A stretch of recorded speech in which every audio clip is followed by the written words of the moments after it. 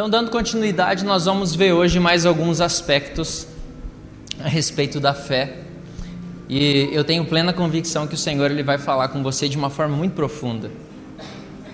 Você crê nisso? Glória a Deus. E a primeira afirmação que eu tenho para você hoje é que o justo viverá pela fé. O justo viverá pela fé. Romanos capítulo 1, verso 17, porque nosso embasamento ele está na palavra de Deus. Então vamos para lá. Confirma, por favor, se está ligado, Emanuel, a caixinha lá dentro, mano. Que eu vi que tem alguns irmãos indo para lá. Só confirma, por favor. Romanos 1, 17 diz assim: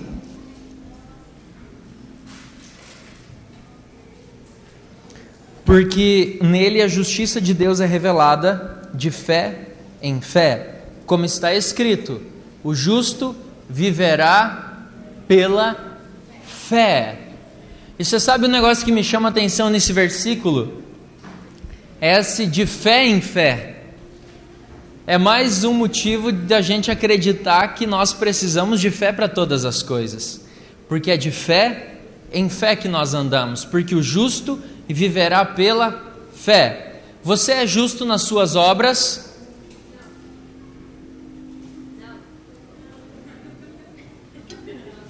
Você, nova criatura, é justo nas suas obras? Sim, porque nós somos justificados por Cristo. Então nós somos os justos. E se nós somos os justos, então nós entendemos que nós precisamos viver pela fé. Então olha para esse irmão lindo e cheiroso que está aí do seu lado e fala para ele assim: você é justo, portanto você deve andar pela fé. Amém? Segundo, abre sua Bíblia em Gálatas, por favor, capítulo 3, verso 11.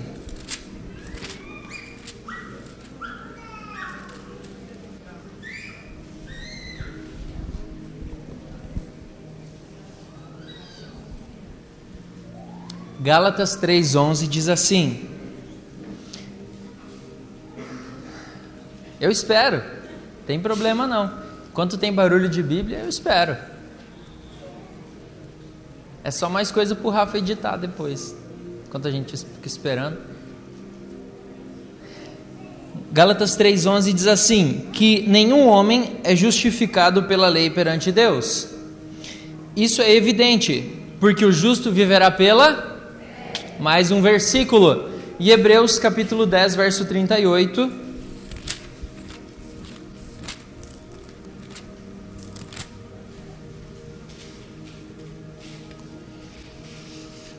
Hebreus 10, 38, eu confesso para você que é um versículo um pouco mais quente. Acho que tem versículos na Bíblia que eles são um pouco mais apimentados. E Hebreus 10, 38 é esse, porque ele fala assim: mas o justo viverá pela... Mas, se algum homem recuar... esse aí, mano, parabéns. Você viu que ele é diferente? Ele é mais stylezinho, tem esses quadriculados, é moderno. Ué. A minha alma não tem prazer nele. Vou ler de novo porque eu sei que eu te atrapalhei. Mas o justo viverá pela fé. Mas se algum homem recuar, ou seja, se eu ou você, nós não andarmos mais por fé, e nós quisermos andar pela nossa vontade, pelas nossas obras, confiando naquilo que nós fazemos, naquilo que nós achamos, naquilo que nós queremos, a minha alma não terá prazer nele. É forte isso, não é? Eu achei mais forte que os outros. Que os outros só falavam que era para andar por fé. Agora esse bota para quebrar. Só que aí, o escritor dos Hebreus, eu ia falar Paulo, mas não foi Paulo. O escritor dos Hebreus, ele é um cara muito joia, porque ele fala assim: nós, porém, não somos daqueles que recuam para a perdição, mas daqueles que creem para a salvação da alma. Ele está falando a nosso respeito, amém? Glória a Deus. Então o Senhor está dizendo aqui que é possível que você e eu comecemos a nossa caminhada pela fé, mas é possível que nós venhamos a não continuar a nossa caminhada pela fé. Porque as coisas elas costumam se tornar familiares para nós muitas vezes. Às vezes fica normal você vir ao culto todo domingo. Às vezes fica normal você vir na intercessão de terça-feira. Às vezes fica normal você vir no OTB ou na vigília. Às vezes é normal você acordar todos os dias e fazer o seu devocional. Você sabe que tudo aquilo que nós fizemos por mais de 21 dias, é isso? Cadê os atletas aí? 21 dias? Então o que você faz por mais de 21 dias assim, sem parar, ininterrupto, vira o que na sua vida? Um hábito. Obrigado, tinha esquecido a palavra. Vira um hábito. Vira um hábito. Mas nós precisamos tomar cuidado, porque nós não podemos entrar no automático. Se nós entramos no automático, nós corremos o risco de não andar mais pela fé. Então ele está falando aqui que nós podemos começar pela fé, mas nós podemos não continuar pela fé. E isso se torna um problema, porque se for assim, o Senhor, Ele não tem prazer em nós. Você já tinha pensado nisso? Que o Senhor, Ele pode ou não ter prazer em nós? Quando Jesus ele foi batizado nas águas, após ele sair das águas, o que aconteceu? O Espírito veio sobre ele em formato de uma pomba. E aí Deus falou o quê? Em quem eu tenho todo o prazer. Mas eu e você, se nós não andamos por fé, o Senhor não tem prazer em nós. E eu confesso que se a gente terminasse aqui ia ficar bem triste. Ia terminar com um clima de velório. Mas você sabe o que isso me leva a pensar? E eu confesso que isso aqui não estava no script.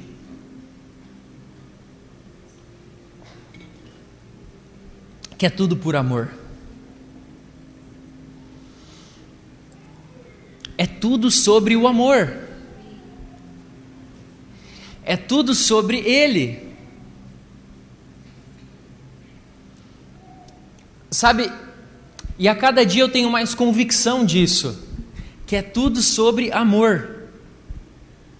Nós falamos sobre fé, nós falamos sobre adoração, nós falamos sobre louvor, nós falamos sobre generosidade, nós falamos sobre salvação, nós falamos sobre santidade, sobre tantas coisas.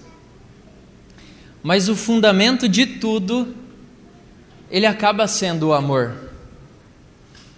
E aí eu faço uma pergunta assim, crucial na sua vida. E por isso eu peço que você não responda em voz alta. Mas, você ama o Senhor?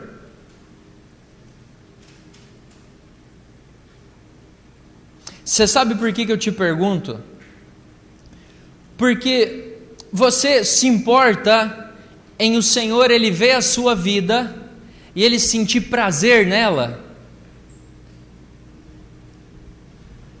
Você se importa em o Senhor ver as suas escolhas e Ele sentir prazer nelas? Você se importa... Tá tão bom, queridos. Mexe na mesa não, por favor. Em dar prazer para Ele através da sua vida? Através das palavras que você fala? Deus conosco, está lá dentro? É. Você se importa com isso? Você já parou para pensar que a sua vida, do acordar ao se deitar e o seu sono, quando ele é um sono de descanso, porque a preocupação ela não rende glória para Deus, então não vai gerar prazer, porque a gente não está usando fé quando está preocupado. Mas você já parou para pensar que a sua vida, ela tem essa opção de dar prazer para Deus? Ok, lidaremos, né? Partimos do pressuposto que nós paramos para avaliar isso. Nós nos importamos em dar prazer para Deus. Aí eu te faço outra pergunta. Você acha que a sua vida ela tem gerado prazer para Deus?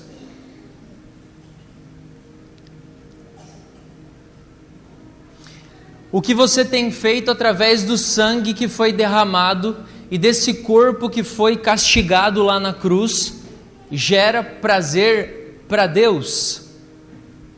Quando Deus ele olha para você, João, José e Maria e Daniel, ele fala assim: esse é o meu filho amado em quem eu tenho muito prazer.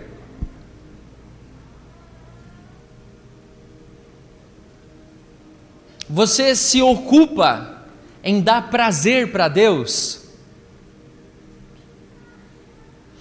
Você sabe, eu me preocupo em dar prazer para as pessoas que eu mais amo. Eu me preocupo em dar prazer para as pessoas que eu mais amo. Alguém chama isso de bajulação, alguém chama isso de puxar saco, mas eu gosto de ver as pessoas se sentindo bem.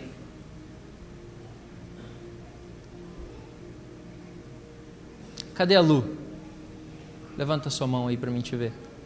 Não veio? Tinha uma história fresquinha para contar. Eu gosto de saber que as pessoas sabem que elas são amadas pelo que elas são e não pelo que elas fazem. E você sabe que isso não é por elas. Isso é pelo que Ele colocou no meu coração. E o Senhor falou algo comigo na semana passada e eu tenho avaliado muito, eu tenho percebido que o amor, de certa forma, ele tem se esfriado entre nós. E isso não é loucura da minha cabeça, eu vou falar o porquê. As pessoas com quem você se importa, elas sabem que são amadas por você? Ou é só você que sabe?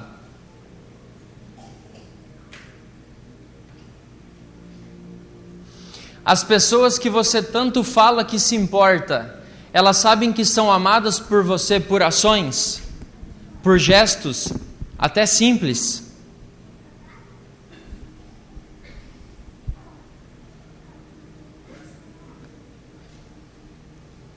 Mateus 24, verso 12, ele tem um versículo, e eu achei que esse versículo, ele nunca ia se encaixar com a comunidade Árvore da Vida.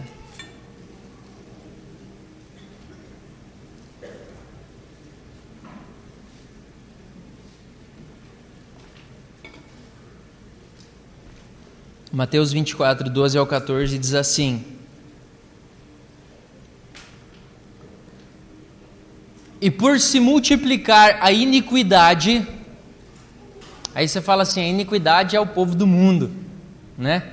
O povo que não conhece Jesus, o povo que não tem amor no coração. Não. Iniquidade aqui significa não seguir a lei do amor. E por se multiplicar a iniquidade, o amor se esfriará.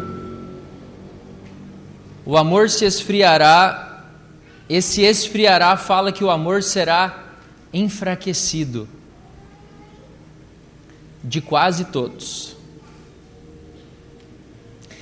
Aquele, porém, que perseverar, e esse perseverar ele fala assim, permanecer e não retirar-se ou fugir, perseverar sob desgraças e provações, manter-se firme na fé em Cristo, sofrer, aguentar bravamente e calmamente maus tratos.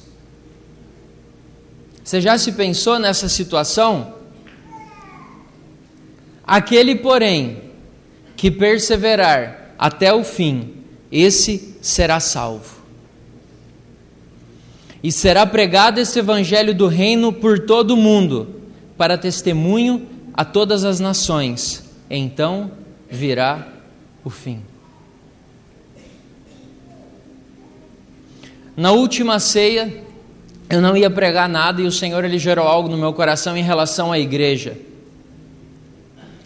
E aí eu vou perguntar de novo para você: você acredita na igreja? Eu acredito. Eu acredito porque a igreja ela vai manifestar a bondade do Senhor. Então vamos simplificar a pergunta: você acredita nos seus irmãos a ponto de dar a sua vida por eles? Você acredita que os seus irmãos eles têm um propósito em Cristo? Você acredita que os crentes eles são a salvação do mundo? Você acredita que os crentes que nós conhecemos eles são a resposta para o mundo? Eu não acredito. Então você não acredita na igreja. E aí o amor esfriou de você. E realmente o Senhor nos avisou que nesses dias o amor esfriaria. Nós ainda somos muito cheios de nós mesmos, queridos. E para a gente poder bater no peito, nós precisamos entregar muita coisa ainda. Só que eu vivi uma realidade em que a entrega, ela significava assim: abrir mão do seu trabalho, ofertar o seu carro, vender sua casa para entregar o dízimo, começar a ser falho no trabalho para poder servir mais a denominação. Eu vivi realidades assim. Só que eu sei que isso é charlatanismo. Não adianta você querer entregar o seu dinheiro se você não entregou o seu coração.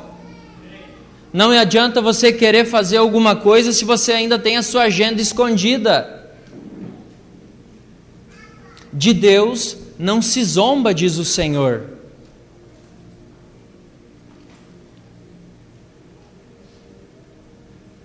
E por se multiplicar iniquidade, vamos trocar. E por se multiplicar as pessoas que não querem seguir a lei do amor, o amor se esfriará em meio à igreja.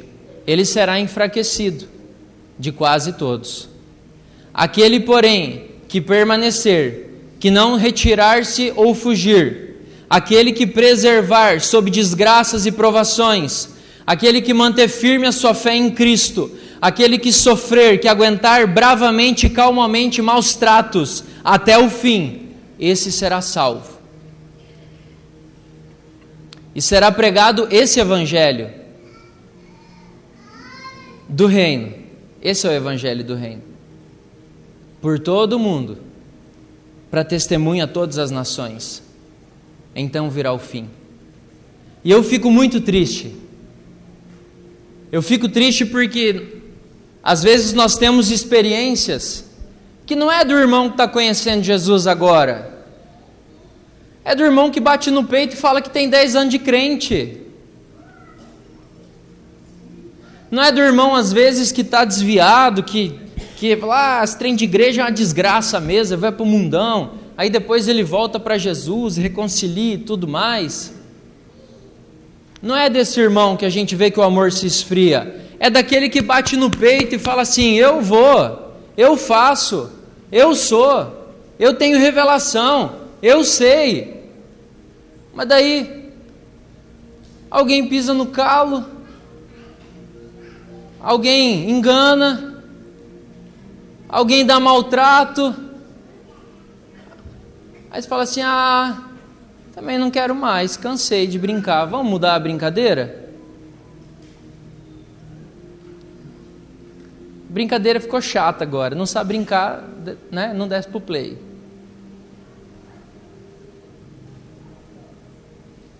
Jesus nos amou até o fim, queridos. João capítulo 13, verso 1, ele nos traz a salvação. Aleluia! Jesus nos amou até o fim. Jeová. Tem algum João aí? Levanta sua mão, João. Tá lá? O João tá lá. João é homem de Deus. Glória a Deus.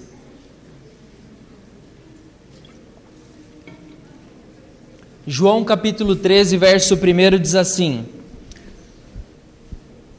Ora, antes da festa da Páscoa, sabendo Jesus que era chegada a sua hora de partir desse mundo para o Pai, e havendo amado os seus próprios que estavam no mundo, esse final ele me constrange. João 13, 1, verso 1 ainda. E havendo amado os seus próprios que estavam no mundo, ele amou-os até o fim. E terminada a ceia, tendo já o diabo posto no coração de Judas Iscariotes, filho de Simão, que o traísse, Jesus, sabendo que o Pai lhe entregara todas as coisas em suas mãos e que havia saído de Deus e que ia para Deus, levantou-se da ceia, colocou de lado as suas vestes e, tomando uma toalha, cingiu-se. Depois ele pôs água em uma bacia e começou a lavar os pés dos discípulos e a limpá-los com a toalha com a qual se cingia. Aproximou-se então de Simão Pedro e Pedro lhe disse: Senhor, tu lavarás os meus pés? Respondeu-lhe Jesus e disse-lhe: O que eu faço, tu não o sabes agora, mas depois tu saberás. Disse-lhe Pedro: Tu nem a pau o Juvenal que vai lavar os meus pés. Respondeu-lhe Jesus: Se eu não lavá-los, tu não tens parte comigo. Aí João, mais rápido do que nunca, falou: Rapaz, faz barba, cabelo e bigode, uma massagem ainda na cabeça. Senhor, não só os meus pés, mas também minhas mãos e a minha cabeça. Disse-lhe Jesus: Aquele que está lavado não necessita de lavar senão seus pés, porque no mais está todo limpo, e vós estáis limpos, mas não todos, porque ele sabia quem o havia de trair. Por isso disse: Nem todos estáis limpos. Assim, após ter lavado os seus pés, tomou as suas vestes e, se assentando outra vez, ele disse-lhes: Entendeis o que vos tenho feito? Vós me chamais mestre e senhor, e dizeis bem, porque eu sou. Se então sou o Senhor e mestre, o seu Senhor e mestre vos lavou os pés, vós deveis lavar também os pés uns dos outros, porque eu vos dei um exemplo, para que, como eu vos fiz, façais vós também. Na verdade eu vos digo: o servo não é maior do que o seu senhor, nem o enviado maior que aquele que o enviou. Se sabeis essas coisas, felizes são os que as praticam. Você sabe por que Jesus lavou os pés dos discípulos e os pés de Judas, sabendo que ele iria traí-lo? Porque Jesus sabia quem ele era. Fala aí, você ia lavar os pés do seu traidor? Você sabe por que nós pensamos em não lavar? Porque nós não sabemos quem nós somos. Se você falou que você não ia lavar, você não sabe quem você é. Porque você ainda age pelo que as pessoas são e não por quem você é. E você não difere em nada de uma pessoa que não conhece Jesus, porque o justo viverá pela fé. Eu acredito em você. Mas você pode me enganar.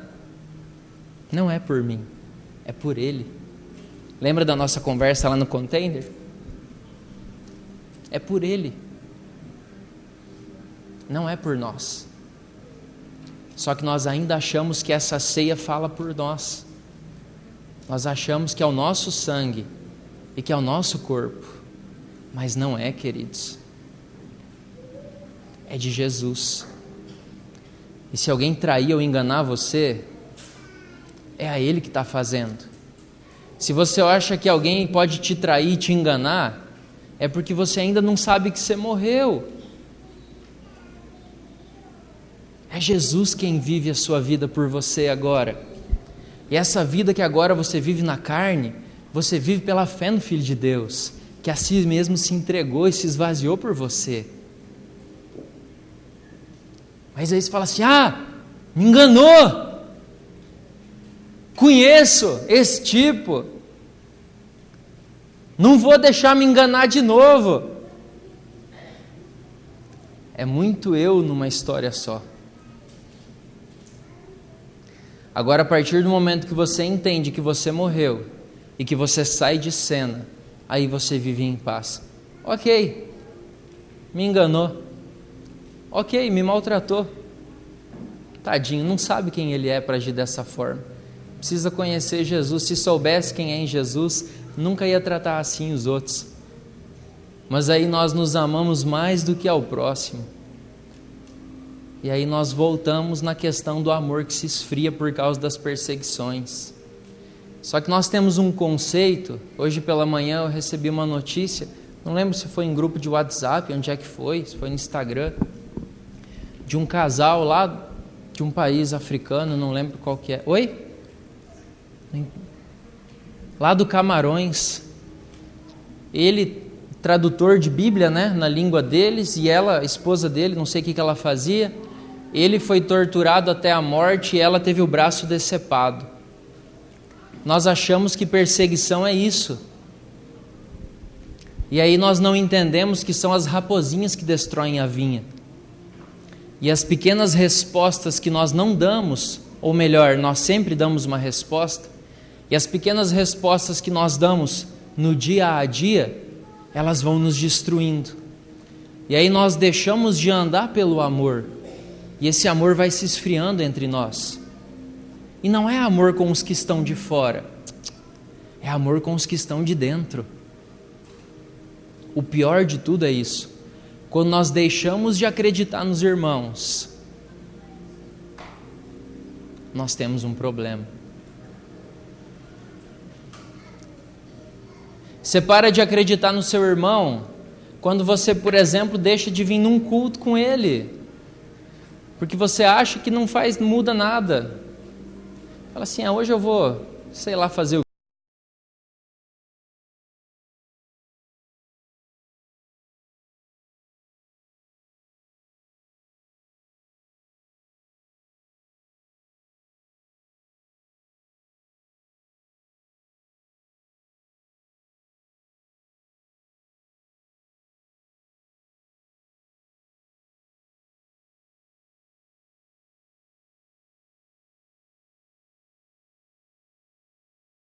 Você orou? Você impôs a mão em alguém que levantou a mão porque foi curado? Alguém impôs a mão? Pois é a presença. Sempre que nós somos expostos à presença de Deus, queridos, pode ter certeza, as coisas elas não ficam como elas são. Só que às vezes nós não acreditamos na igreja. E a igreja é esse irmão que está do seu lado. Ele é templo do Espírito Santo. Esses dias atrás eu ouvi uma música, não consegui mais achar ela. Eu achei esse refrão tão joia, que falava assim: um filho para o pai, uma casa para o Espírito e uma noiva para o filho. Cara, eu não consigo achar essa música. Você manda? Ai, graças a Deus. Esse refrão, ele destruiu por dentro. Cara, é isso. Esse era o propósito. Hoje nós somos filhos de Deus. Hoje nós somos templo do Espírito Santo. E nós somos a noiva de Cristo. Nós estamos nos preparando para esse dia glorioso. Sabe, Jesus sabia quem Ele era. E se nós temos tanta dificuldade de lavar os pés dos nossos irmãos, é porque nós não sabemos quem nós somos. Jesus sabia que Judas iria traí-lo, mas por que Ele lavou os pés de Judas, irmãos? É porque a história não era sobre Judas, a história era sobre Jesus, e ela continua sendo somente sobre Ele. A história continua sendo contada a respeito dele, porque no final, quem vai receber os despojos é Cristo. No final, as bodas e a ceia, elas são do Cordeiro. A história que está sendo escrita, ela nos envolve, mas ela é a respeito dele ainda. O fato de Jesus lavar os pés de um traidor não mudava quem ele é. Não mudava, apenas confirmou quem ele é.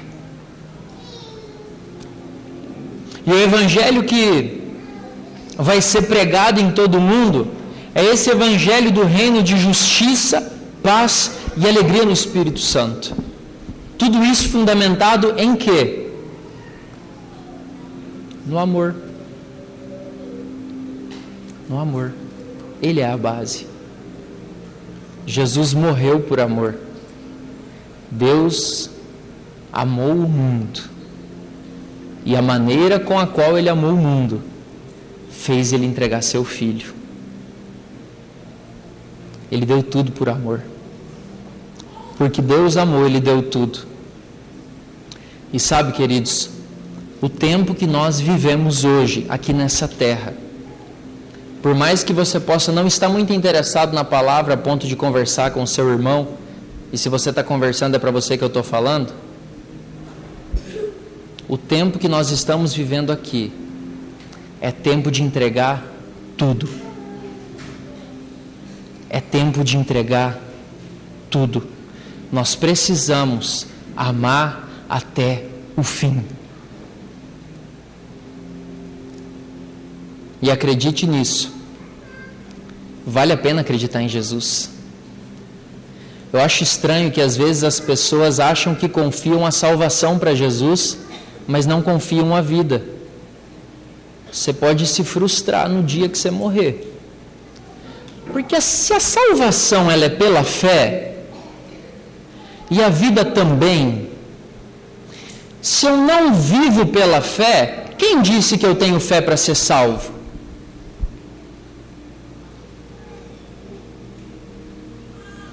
Você já parou para pensar nisso? Se você não vive pela fé, quem diz que você tem fé para ser salvo? Ah, mas a salvação é pela fé, a vida também.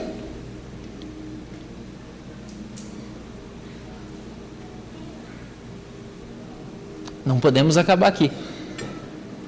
1 João capítulo 5, verso 4 diz assim: pois todo o que é nascido de Deus, todo o que é nova criatura, vence o mundo. E essa é a vitória que superou o mundo. Projeta aí, por favor, mano, para a gente não tomar muito tempo. 1 João 5,4, a partir de agora pode projetar.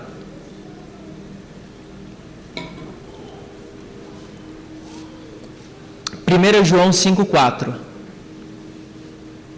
E essa é a vitória que vence o mundo, é a nossa fé. É a nossa fé. Fé, ela é um dom. Confesso que eu não queria falar sobre isso, mas a fé, ela é um dom. E os dons são irrevogáveis. E a palavra fala que nós recebemos uma porção de fé do Senhor. Então não acredite na mentira que fala que você não tem fé. Você tem fé. E eu vou te falar o porquê. Vou ter que falar sobre isso.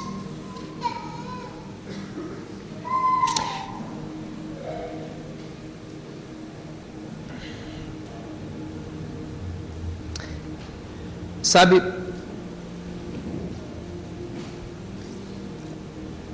hoje nós vamos ceiar juntos em Mateus 26, 29. Ele fala de uma ceia, irmãos.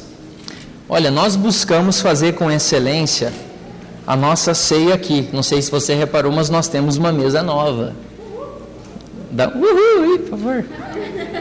Nós temos uma mesa nova. Mas vou falar algo para você. Essa ceia, ela não se compara. Mateus verso 26 ao 29 diz assim: mas eu vos digo que... Cadê a projeção? Mateus 26, 29. Quando eu falo 26, 29, mano, é capítulo 26, verso 29, tá? Estão me cobrando aqui. Você falou do 26 ao 29. Ah, perdão. Mateus 26, 29. E digo-vos que desde agora não beberei desse fruto da vide, até aquele dia em que eu beba novo convosco no reino de meu Pai. Então Jesus está falando assim, galera, nós vamos nos encontrar um dia lá no reino do meu Pai, e nesse dia nós iremos ter uma ceia. E ele fala assim, por mais que vocês ganharam uma mesa nova, por mais que os pães foram feitos com excelência e essa mesa está muito bem posta, essa ceia que nós vamos compartilhar no reino do meu Pai, ela é fabulosa. Em Tessalonicenses capítulo 1, 1 Tessalonicenses capítulo 1, verso 3, ok? 2 Tessalonicenses 1, 3.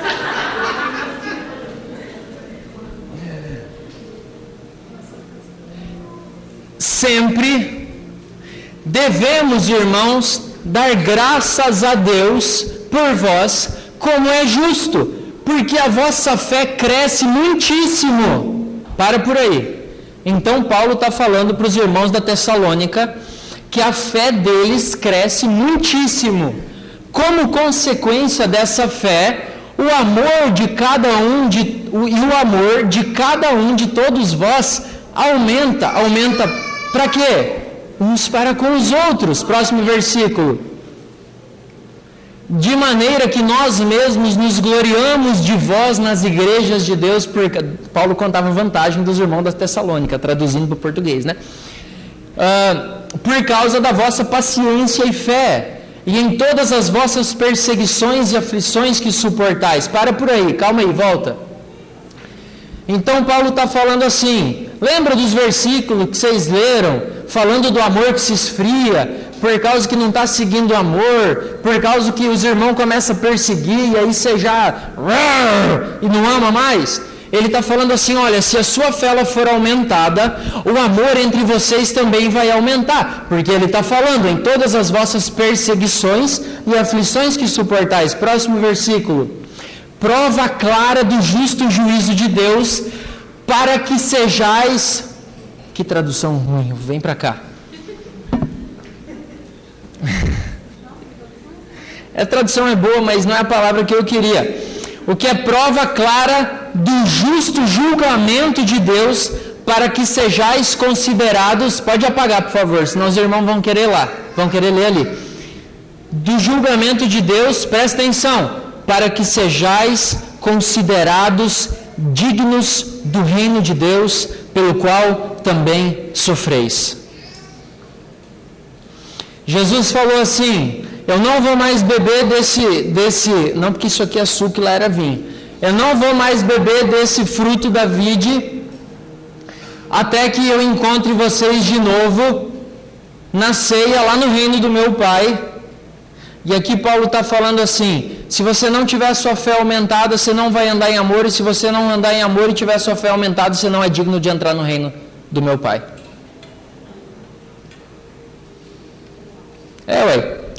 Vou ler de novo. Devemos dar graças a Deus por vós sempre, irmãos, como é de razão, porque a vossa fé cresce muitíssimo, e o amor de cada um de vós aumenta de uns para com os outros, de maneira que nós mesmos nos gloriamos de vós nas igrejas de Deus, por causa da vossa paciência e fé, e em todas as vossas perseguições e tribulações que suportais, o que é prova clara do justo julgamento de Deus, para que sejais considerados dignos do reino de Deus, pelo qual vocês também estão sofrendo. Há 3 coisas importantes aqui. A fé cresce com as respostas que nós damos nas situações. Então a fé que você tem aí, ela cresce. Segundo, quando a fé cresce, o amor aumenta no meio dos irmãos. E terceiro, se você permanecer em fé, você é digno de cear com Cristo no reino de Deus. Apocalipse capítulo 19, verso 7. Precisa colocar não, mano. Apocalipse 19, 7 ao 9 diz assim: Alegremo-nos e regozijemo-nos e demos honra a Ele, porque as bodas do Cordeiro chegou, a sua esposa já se preparou, e foi-lhe concedido que se vestisse de linho fino, puro e resplandecente, porque o linho fino é a justiça dos santos. E ele disse-me, escreve, abençoados são aqueles que são chamados à ceia das bodas do Cordeiro. E disse-me, estas são as verdadeiras palavras de Deus. Você quer participar das bodas do Cordeiro? Você quer sentar na mesa da ceia que Jesus está preparando? Você precisa andar em fé. Você precisa andar em fé.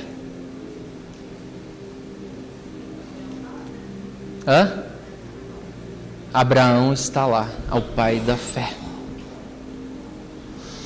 Romanos capítulo 10, verso 17, fala que a porta de entrada, digamos assim, o início da nossa fé, é através da pregação do Evangelho de Cristo. Ele fala assim, como ouvirão se não há quem pregue? Como pregarão se não há quem os envie? Aí ele diz assim, que a fé vem pelo ouvir. Pode... 17, mano. Romanos 10, 17. De sorte que a fé vem pelo ouvir, e ouvir pela palavra de Deus. E nesse contexto é isso que ele está falando. Ele está falando sobre salvação. Se você conheceu a Cristo, é porque a fé foi introduzida dentro de você e você tem fé. Mas se você acha que você não tem fé, eu já vou falar para você um segredo para você mudar a sua história a partir de hoje. E eu quero finalizar com isso. Então a porta de entrada da fé, digamos assim, é através da pregação do Evangelho da salvação, o Evangelho de Cristo. Só que as pessoas elas somente vão crer para a salvação após elas terem ouvido o Evangelho revelado através das palavras de Jesus. E após isso não é uma questão de ganhar, mas de nós nos posicionarmos em Deus e a nossa fé ela será aumentada. Deus ele fez tudo o que nós precisamos para andar na sua fé sobrenatural. Qual que é a nossa parte? Andar nela.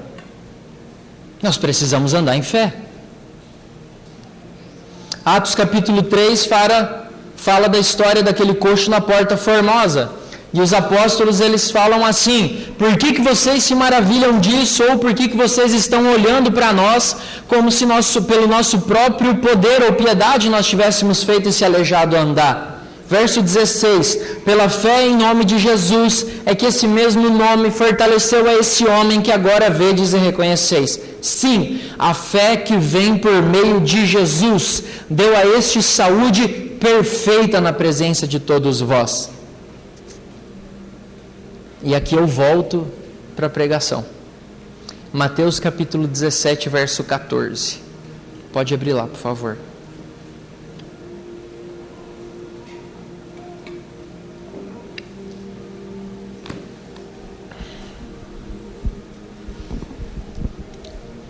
E quando chegaram para junto da multidão, aproximou-se dele um homem que se ajoelhou e disse, Senhor, tem misericórdia do meu filho. Ele é lunático e ele sofre muito, porque muitas vezes ele cai no fogo e muitas vezes na água. E trouxe-o aos teus discípulos e não puderam curá-lo. Não troca, volta um pouquinho. Já aconteceu de você orar com alguém e a pessoa não ser curada? Comigo já. Não se sinta mal. Aconteceu com os apóstolos isso. Nós não somos os únicos. Ai, meu Deus do céu. Então deixa para lá. Continua. E Jesus respondendo disse, ó geração incrédula e perversa. Você viu quando Jesus fala tem que botar entonação na voz, né? Ó geração incrédula e perversa, até quando estarei eu convosco e até quando vos sofrerei? Do que ele chamou os discípulos? Incrédulos. Trazei-mo aqui. E repreendeu Jesus o demônio que saiu dele e desde aquela hora o menino sarou. Pode trocar. E então os discípulos, aproximando-se de Jesus em particular, disseram: por que não podemos nós expulsá-lo? E Jesus lhes disse: por causa da vossa incredulidade. Porque em verdade vos digo que, se tiverdes fé como um grão de mostarda, direi a este monte: passa daqui para acolá, e há de passar, e nada vos será impossível. Mas essa casta não se expulsa senão por oração e jejum.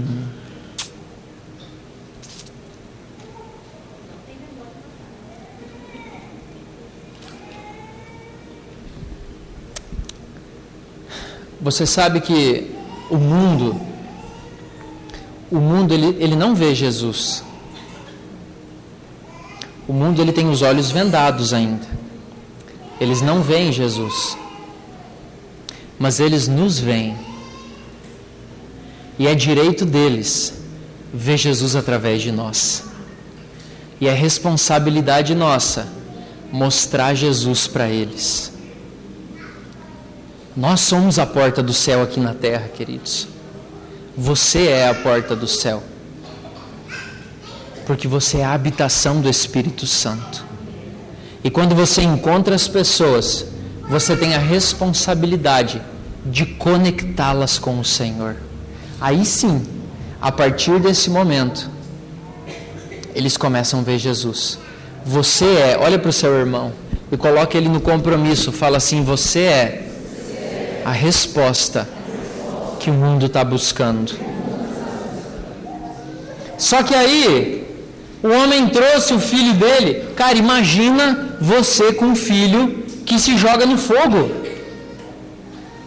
O menino fica louco, endemoniado e se joga no fogo.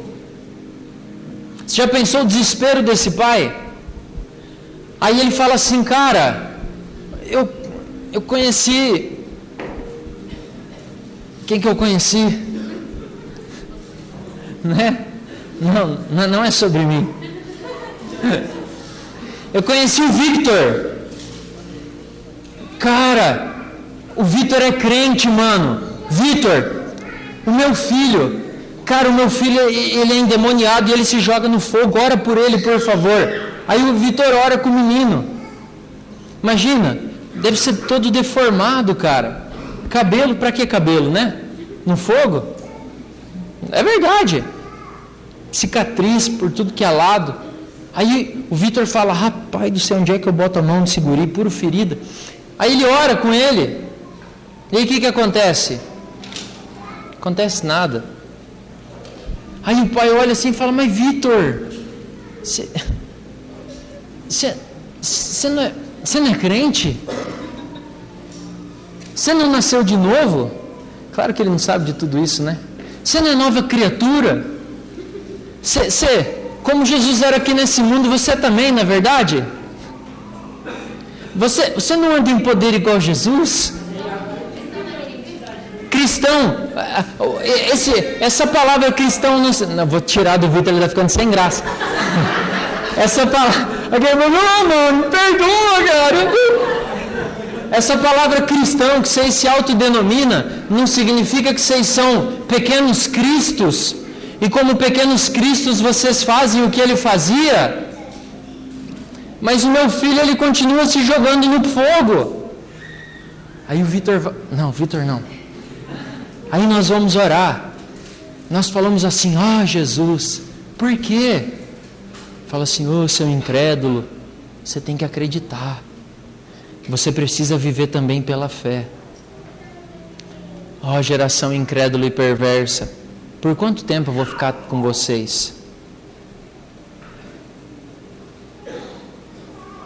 Só que Jesus, ele fala que se nós acreditarmos, nada é impossível. E aqui vai o segredo. É fé ou oração e jejum que cura pessoas e expulsa demônio? É fé. Mas se você acha que você não tem fé, comece a jejuar e orar hoje, porque você está sendo incrédulo. Você não acredita nem que você tem fé. Como que você vai acreditar que você é salvo? E Jesus ele fala, essa casta, ela não sai senão por jejum e por oração. E ele está falando a respeito de fé. Você quer crer? Começa a orar e jejuar. Começa a orar e jejuar. Oração e jejum não expulsa demônio. Apenas fé na autoridade que nós temos através de Cristo.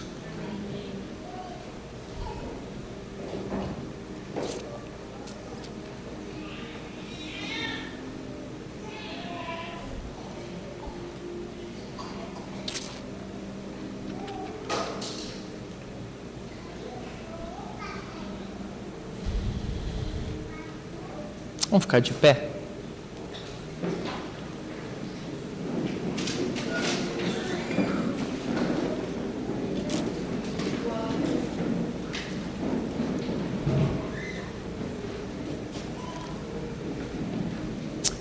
Sabe, eu queria que você escutasse isso com muita atenção.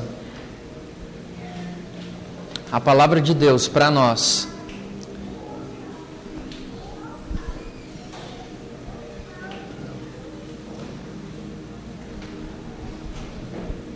existem níveis de disciplina e nós estamos sendo disciplinados. Qual que é o nível de disciplina que o Senhor ele está aplicando em nós? Primeiro nível, a palavra. Primeiro nível de disciplina é a palavra. Escute a palavra. Seja submisso à palavra de Deus. Se o Senhor tem falado conosco nesses dias a respeito de fé, se o Senhor falou conosco hoje a respeito de amor, avalie isso. A palavra do Senhor fala que o Senhor disciplina os filhos a quem Ele ama. Não ache que é para o irmão, ou não fique acusado. Fala assim, eu sou amor em pessoa. Às vezes, se você pensa isso, pode ser um problema. Sabe, mas como um dia de ceia, é dia de nós avaliarmos o nosso coração. Sabe, você vai ter um momento agora, enquanto nós cantamos uma canção, eu gostaria que você avaliasse seu coração. Sabe, não permita que o medo entre no seu coração, por favor. É o amor que nos constrange, não é o medo. O Senhor, Ele nunca usou de medo com ninguém. É o amor que nos constrange. O amor de Cristo nos constrange. Então não permita que o medo entre no seu coração, mas fique com a palavra e deseje andar por ela. Nós somos um povo que anda por fé. Nós somos a manifestação dos filhos de Deus. Sabe, nós fazemos parte dessa igreja gloriosa que vai manifestar a bondade do Senhor para todos os povos. Você é a resposta que o mundo tem buscado, querido. Você é a resposta que o mundo caído tem buscado. Acredite nisso. Use a sua fé. Use a sua fé e acredite, você é a resposta, porque você carrega dentro de você aquilo que nações buscaram por tanto tempo. Sabe, o Deus Todo-Poderoso, que era tão temido lá na velha aliança, hoje Ele é o seu Pai. Hoje Ele é seu Pai. E Ele é apaixonado por ser chamado assim por você.